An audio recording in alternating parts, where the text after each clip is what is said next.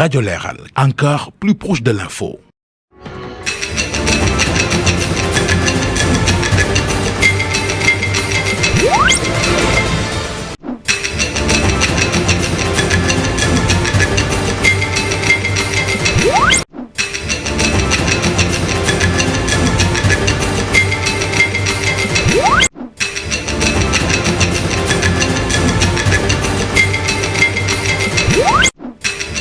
Mesdames et messieurs, bonsoir et merci de renouveler votre attention sur Leral TV et Leral.net. C'est parti pour la grande édition du journal de la soirée.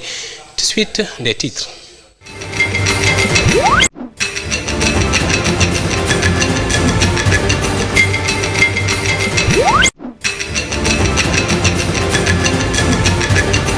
Au sommaire de cette édition, la troisième édition Meetup de cette Afrique aura lieu le 4 et 5 mars au King Fahd Palace. Son président Mohamed Al-Amin Fall était face à la presse pour revenir sur les préparatifs de cet événement. Vous aurez le compte rendu de Fatou Fall Diatara.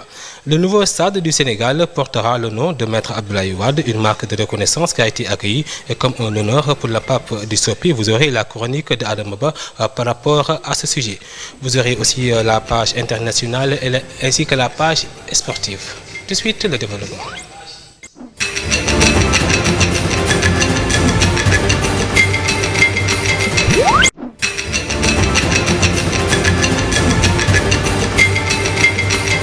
Mesdames et messieurs, bonsoir. Comprendre l'importance de la responsabilité sociétale des entreprises est le thème de la troisième édition Meetup de cette Afrique qui aura lieu le 4 et 5 mars au King Fahd Palace. Selon le président Mohamed El-Amin Fall, qui a été en conférence de presse ce matin, plus de 1000 chefs d'entreprise et 500 décideurs africains seront attendus pour échanger autour de ce thème et de plusieurs autres thématiques. Écoutons-le au micro de Fatou Fall Diatara, Abdoulaye Fall.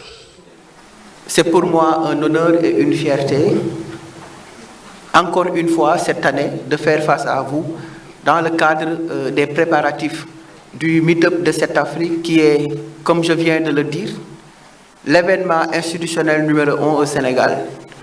Et je pense que je ne cesserai jamais de le dire et de le répéter.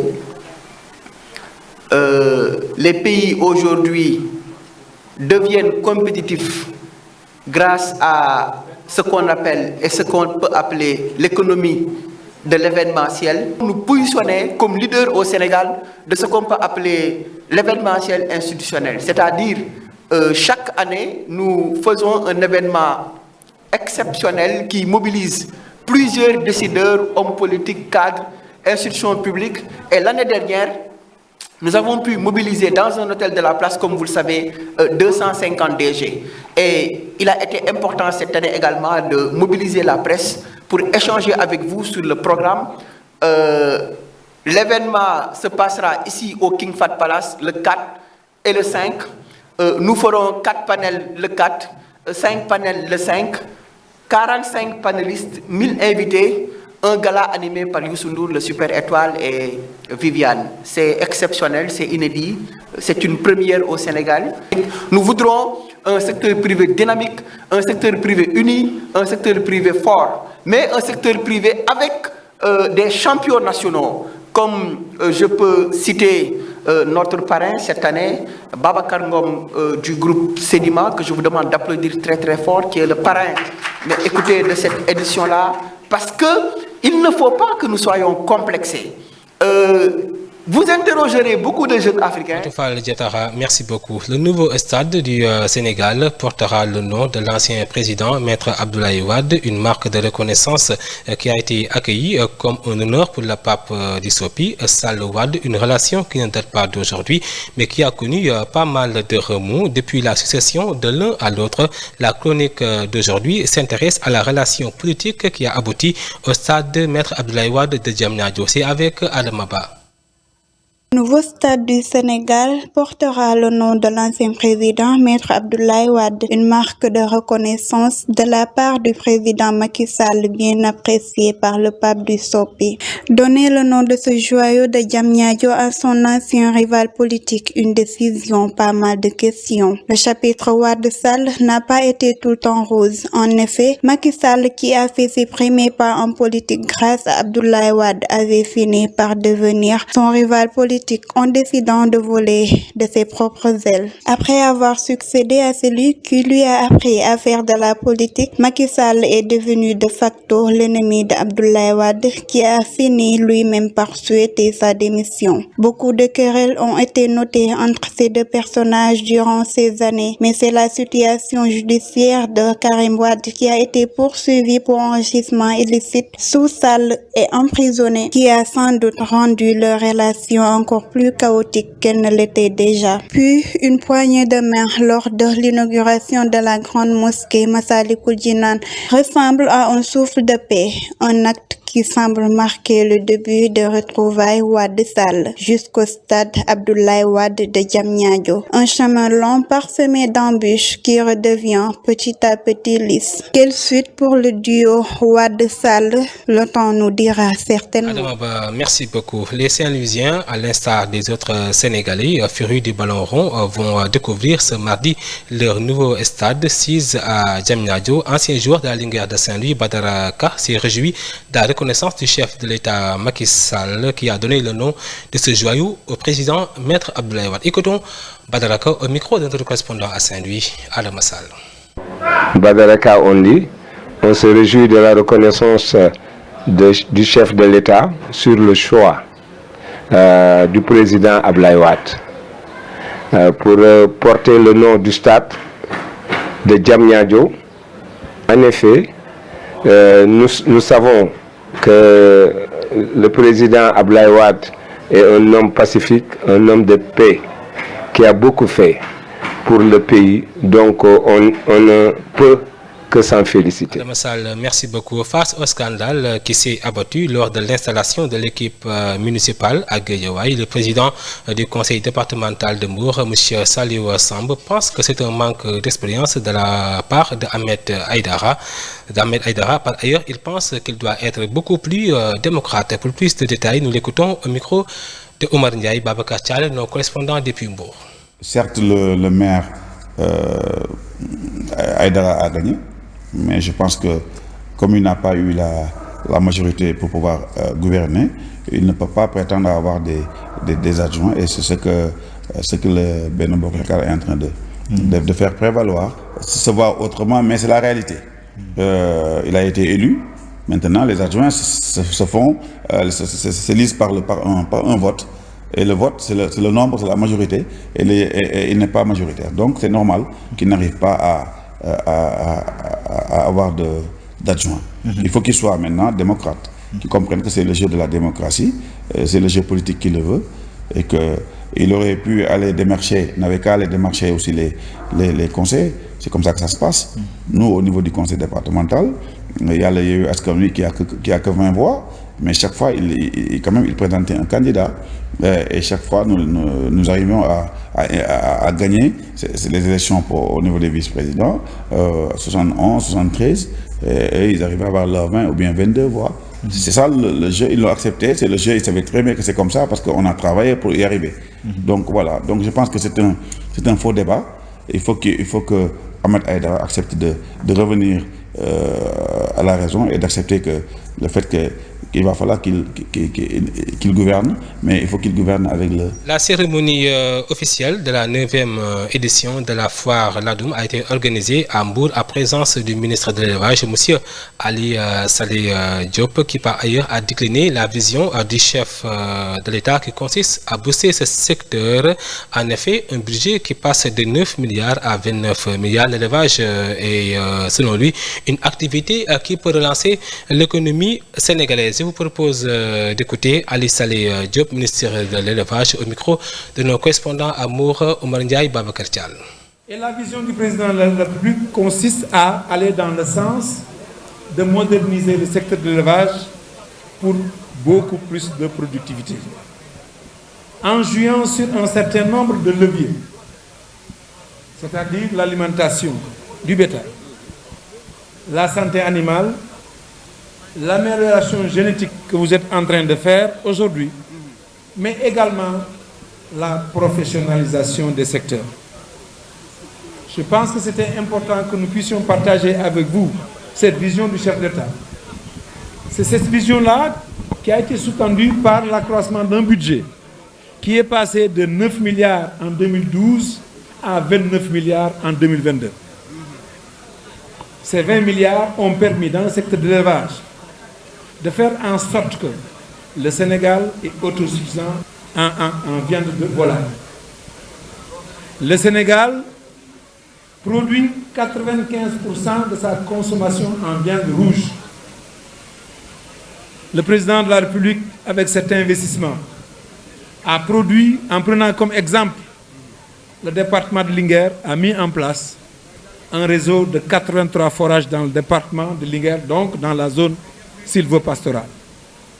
Le président de la République, lors de la dernière journée de l'élevage, a décidé d'accroître les fonds mis à la disposition du ministère de l'élevage à travers le fonds STAP de 3 à 5. Lors de son installation à la mairie de la commune de Ngourane, située dans le département de Kébémer, le nouveau maire, M. Cheikh Dethialaw Seck, s'est réjoui à dérouler son programme axé essentiellement sur le développement de sa commune. Je vous propose d'écouter M. Cheikh Dethialaw Seck, maire de la commune de Ngourane, au micro de notre correspondant depuis Louga, Babacar Diop.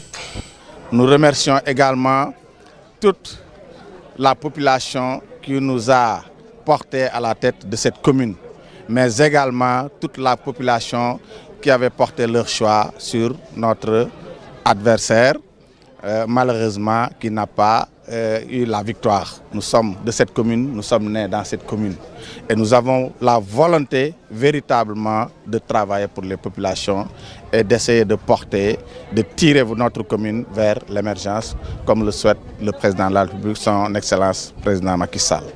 Comme je l'ai dit tout à l'heure, nous avons sillonné la commune 2 fois parce que j'ai d'abord fait une pré-campagne avec des visites de proximité qui m'a permis véritablement d'être en contact direct avec les populations et de tâter vraiment les difficultés de la commune. Pendant la campagne aussi, il nous est arrivé de rentrer tard. Donc nos priorités d'abord c'est la santé. Parce qu'on a constaté qu'il y avait 9 cases de santé qui ne fonctionnent plus. Et certains même, les abris sont dans un état de délabrement très avancé. Donc nous allons d'abord réhabiliter ces locaux-là. Ensuite, nous allons trouver le matériel et ensuite les médicaments qu'il faut. Nous allons peut-être recycler aussi le personnel qui est resté pendant longtemps ça pratiqué. Et ensuite, nous allons remettre en état de fonctionnement ces établissements de santé-là qui sont les cases de santé. Nous allons aussi œuvrer à relever le plateau technique au niveau du poste de santé de Ngourane. Pourquoi pas ne pas se battre pour en faire un centre de santé de référence. Après la santé, nous allons nous attaquer véritablement à l'électrification rurale. Nous avons la malchance de ne jamais bénéficier du programme des lampadaires solaires, qui quand même était un programme assez vaste. Mais nous allons essayer de tout faire pour rattraper le retard que nous avons eu. Nous allons également nous attaquer à l'éducation. Je l'ai dit tout à l'heure, nous allons essayer de développer... Babacar Diop, notre correspondant depuis Louga, merci beaucoup. Place maintenant à l'actualité hors de chez nous, c'est avec Aminata Traoré.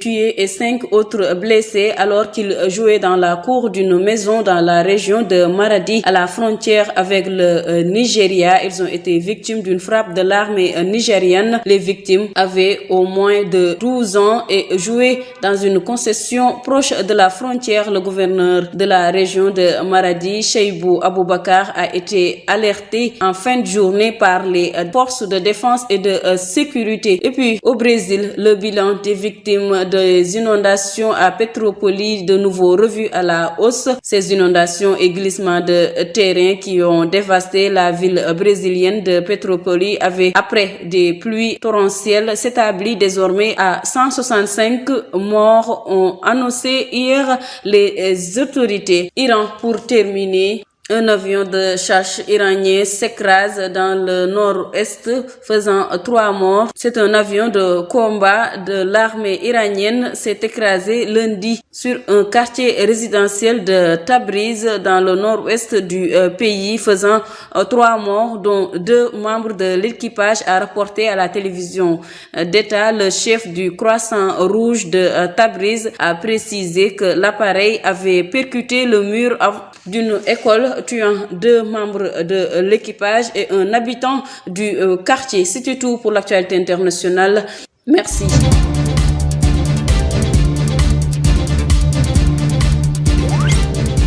Aminata Traoré, merci beaucoup. Nous retrouvons directement Sabirane Seck pour la page sportive du jour.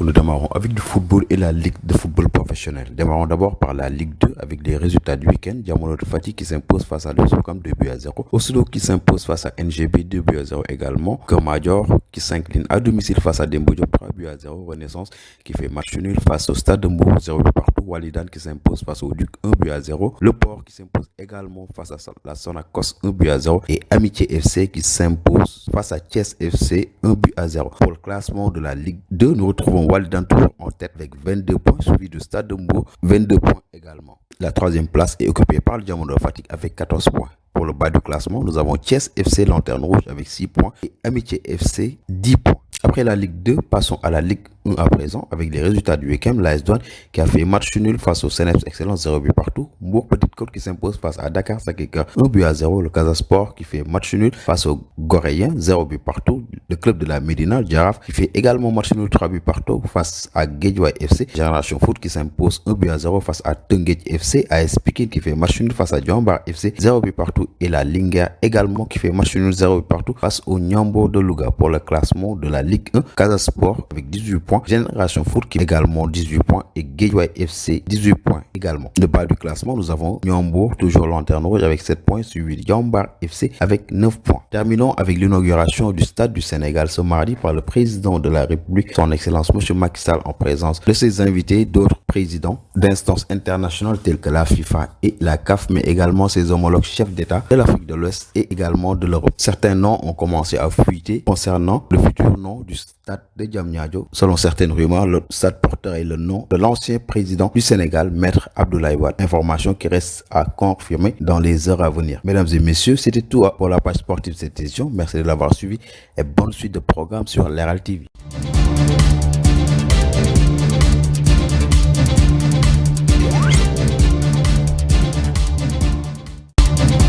Sabirane Seck, merci beaucoup. Place maintenant à l'actualité People. C'est avec Aïssatou Diop Sarr.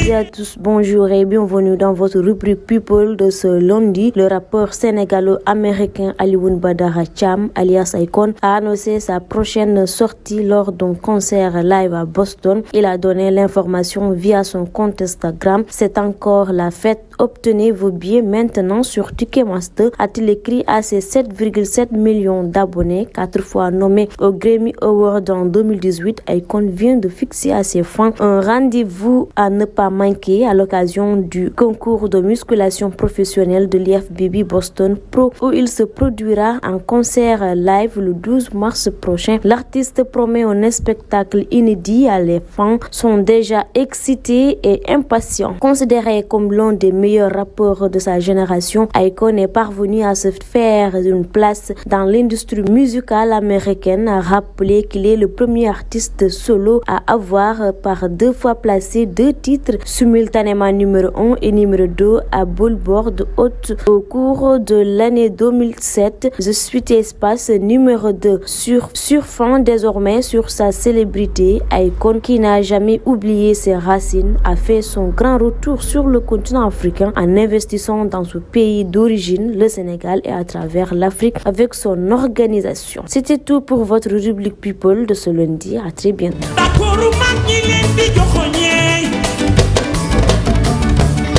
Aïssatou Diop Sarr, merci beaucoup. Mesdames et messieurs, c'est ça qui met fin à cette grande édition de la soirée.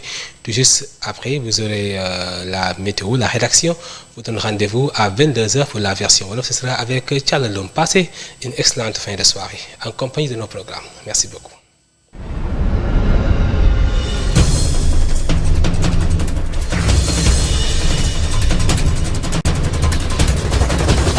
sedd bi ak tàngaay bi dafa mel ni yëpp a yem bu ci xas yegg si ba jàll danga naan moo la gënal seddaay bi.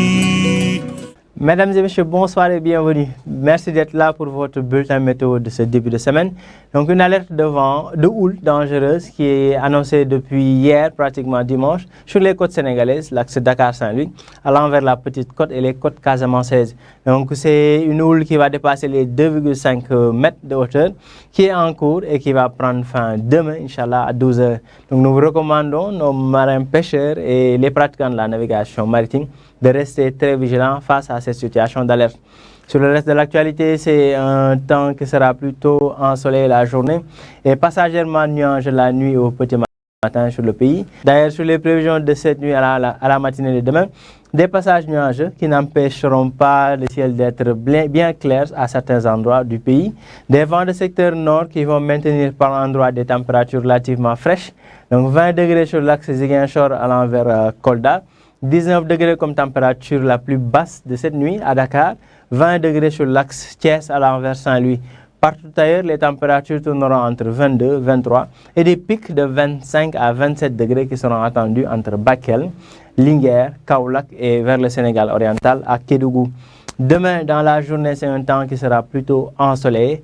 Quelques passages nuageux, mais le soleil brillera très bien sur le pays.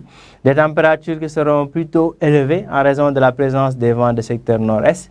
Donc, disons 33 degrés vers Saint-Louis, 35 à Thiès. Et à l'intérieur du pays, les températures tourneront entre 38 jusqu'à 42 degrés Celsius comme pic de la journée.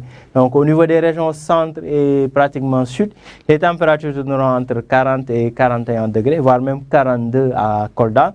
Au niveau des régions nord, les températures seront plus basses qu'au niveau des régions centre. Donc 37 degrés attendus vers Podor. Et carrément vers la capitale, les températures resteront clémentes en raison de la présence des alizés maritimes. Donc Dakar enregistrera comme pic de la journée une température de 25 degrés Celsius. Donc une température clémente à Dakar, cependant une forte tension de chaleur qui commence à gagner l'intérieur du pays, notamment vers les régions centre, à l'est et au sud du pays, où les températures tourneront entre 40 et 42 degrés Celsius. Donc en résumé, c'est un temps chaud qui va se maintenir à l'intérieur du pays et cependant un temps qui sera un peu frais la nuit et au petit matin, notamment en Casamance et sur l'axe Dakar allant vers Saint-Louis. Donc nous allons nous quitter avec cette alerte de houle dangereuse qui est en cours au niveau des côtes sénégalaises et qui va se maintenir jusqu'à demain vers 12h. Donc nous vous recommandons de rester très vigilants face à cette situation d'alerte et nous vous donnons rendez-vous à demain pour un autre bulletin d'information. Passez une excellente soirée.